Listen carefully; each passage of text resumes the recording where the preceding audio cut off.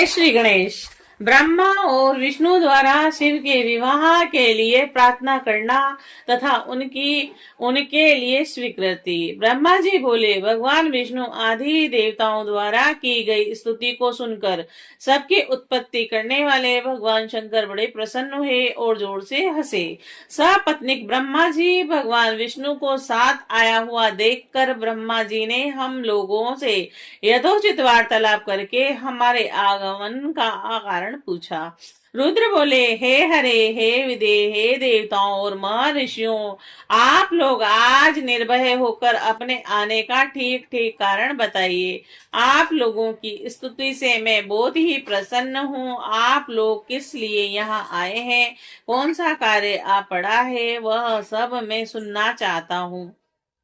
ब्रह्मा जी बोले, हे मुने, महादेव जी के इस प्रकार पूछने पर सभी लोगों का पितामह में ब्रह्मा भगवान विष्णु की आज्ञा से कहने लगा, हे देवाधिदेव, हे महादेव, हे करुणा सागर, हे प्रभु, हम दोनों इन देवताओं और मुनियों के साथ जिस उद्देश्य से यहाँ आए हैं उसे सुनिए।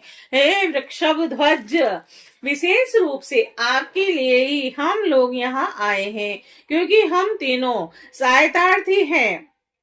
सृष्टि चक्र के संचालन रूप प्रयोजन की सिद्धि के लिए एक दूसरे के सहायक हैं। सहार्थी को सदा परस्पर यथा योग्य सहयोग करना चाहिए, अन्यथा यह जगत टिक नहीं सकता है। महेश्वर, कुछ ऐसे असुर उत्पन्न होंगे जो मेरे द्वारा मारे जाएंगे, कुछ भगवान विष्णु के द्वारा और कुछ आपके द्वारा वध्य होंगे।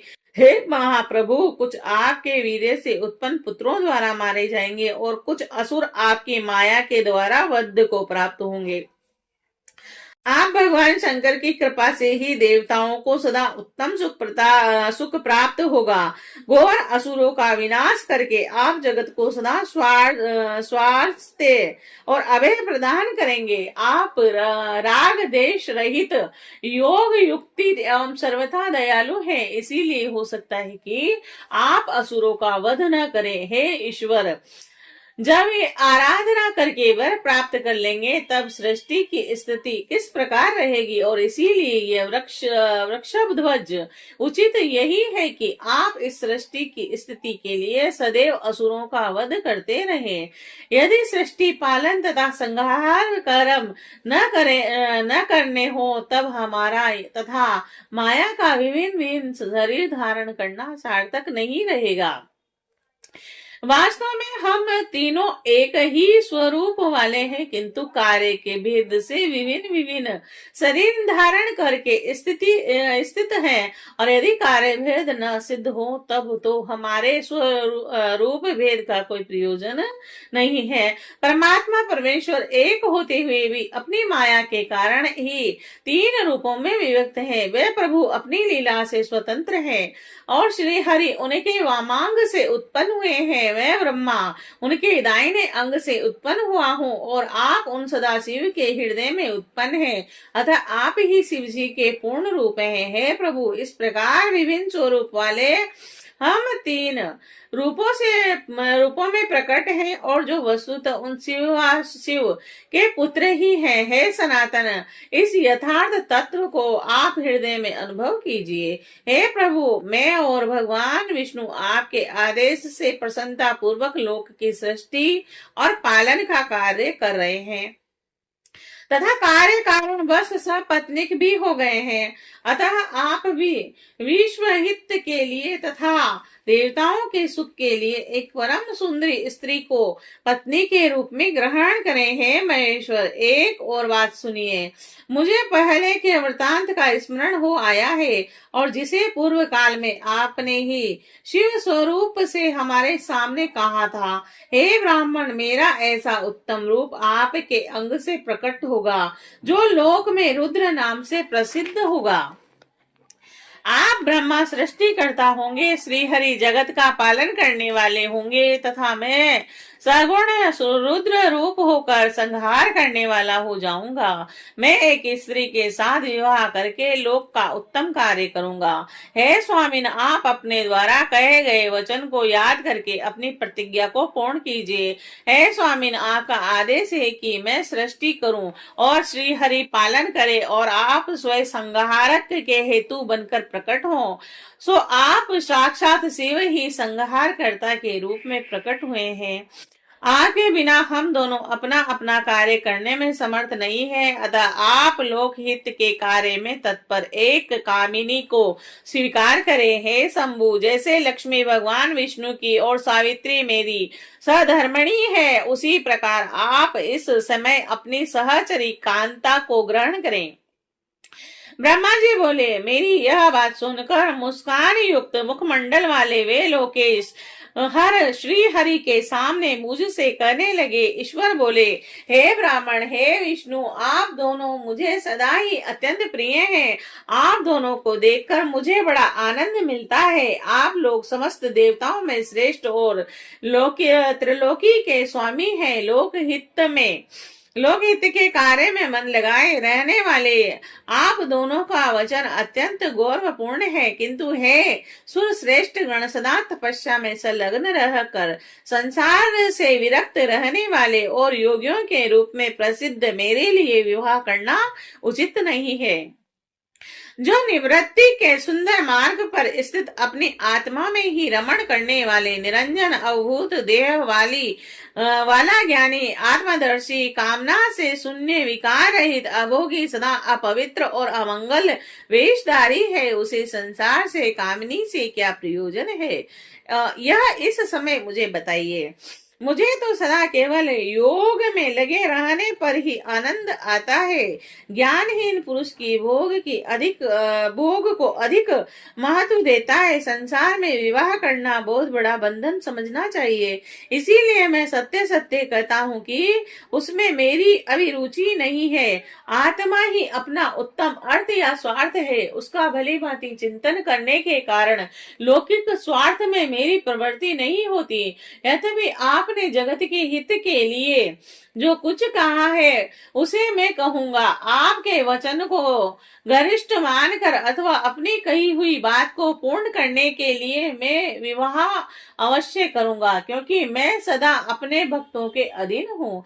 हे हरे, हे ब्राह्मण, परंतु मैं जैसी नारी को प्रिय पत्नी के रूप में ग्रहण करूंगा और जिस शर्त के साथ करूंगा उसे सुने।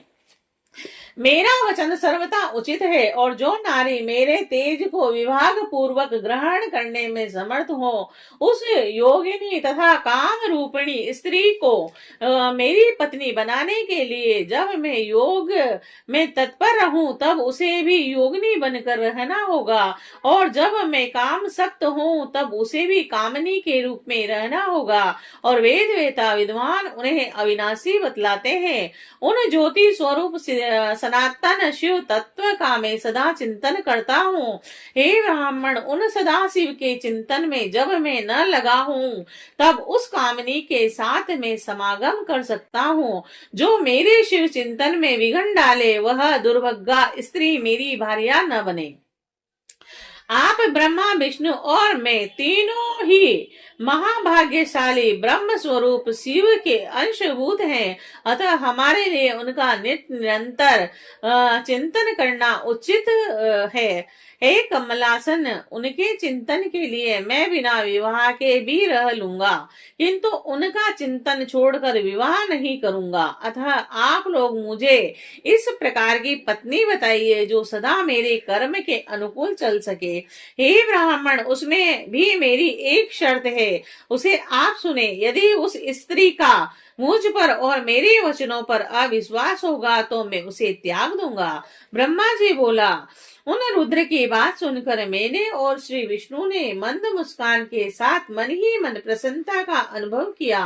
फिर मैंने विनम्र होकर यह कहा, हे नाथ महेश्वर, हे प्रभु, आपने जिस प्रकार की स्त्री का निर्देश किया है वैसी ही स्त्री के विषय में मैं आपको प्रसन्नता पूर्वक बता रहा हूँ। हे उमा, जगत की कार्य सिद्धि के लिए विभिन्न विभिन्न रूप में प्रकट हुई है। हे प्रभु, सरस्वती और लक्ष्मी के यह दो रूप धारण करके वह पहले ही प्रकट हो चुकी है। महालक्ष्मी तो विष्णु की कांता एवं सरस्वती मेरी कांता हुई है। लोक हित का कार्य करने की इच्छा वाली वह अब हमारे लिए तीसरा रूप धारण करके प्रकट हुई है। हे प्रभु, हे शिवा सती नाम से दक्ष पुत्री के रूप में अवतीर्ण हुई है। वे ही आपकी ऐसी भार्या हो सकती है जो सदा आपके लिए हितकारिणी होंगी। हे देवेश, वे दृढ़ व्रत में स्थित होकर आपके लिए तप कर रही हैं। वे महातेजस्विनी सती आपको पति रूप में प्राप्त करने की इच्छुक हैं। हे महेश्वर, उन सती के ऊपर कृपा कीजिए, उन्हें वर प्रदान करने के लिए जाइए और वैसा वर देकर उनके साथ विवाह कीजिए। हे शंकर, भगवान विष्णु की, मेरी तथा सभी देवताओं की यही इच्छा है। आप अपनी शुभ दृष्टि से हमारी इच्छा को पूर्ण कीजिए और जिससे हम इस उत्सव को आदर पूर्वक देख सके। ऐसा होने से तीनों लोकों में सुख देने वाला परम मंगल होगा और सबकी समस्त चिंताएं मिट जाएगी, इसमें संशय नहीं है। मेरी बात पूरी होने पर अच्युते मधुसूदन लीला से रूप धारण करने वाले भक्त वत्सल ईशान से कहने लगे। विष्णु जी बोले, हे देवाधिदेव, हे महादेव, हे करुणाकर, हे शंभु, हे ब्रह्मा जी ने जो कुछ भी कहा है उसे मेरे द्वारा कहा गया ही समझिए और इसमें किसी प्रकार का संदेह नहीं है। हे महेश्वर, मेरे ऊपर कृपा कर उसे कीजिए और उन सती से विवाह कर इस त्रिलोकी को अपनी कृपा दृष्टि से स्नात कीजिए। ब्रह्मा जी बोले, हे मुनि, यह कहकर उत्तम बुद्धि वाले भगवान विष्णु चुप हो गए। भक्त वत्सल भगवान शिव जी ने हंसकर तथास्तु कहा। तत्पश्चात उनसे आज्ञा प्राप्त कर पत्नियों सहित हम दोनों मुनियों तथा देवताओं के साथ अपने अपने अभिष्ट स्थान को अत्यंत प्रसन्नता के साथ चले गए। श्री शिवाय नमस्तुभ्यं।